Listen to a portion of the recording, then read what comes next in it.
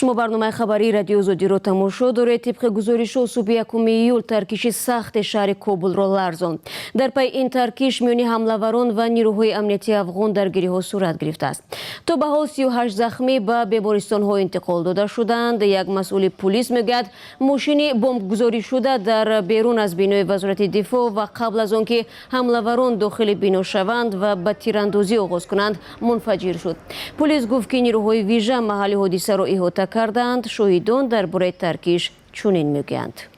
ما فقط از ساحت کوشش کردیم که پرسنل خود بکشیم و یک از زخمیایی که ما از سر ریختن شیشه ها و اینا بودن یا زخمی شده بودن اونا رو ما انتقال دادیم به شفاخانه.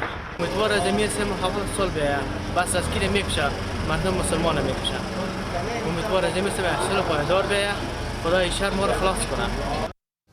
то ҳанӯз ҳеҷ гурӯҳе масъулияти ин ҳамларо ба дӯш нагирифтааст. дар гузашта Толибон ва давлати исломӣ масъулияти чандин ҳамлаҳои маргбор дар пойтахти Афғонистонро бар зимма гирифта буданд.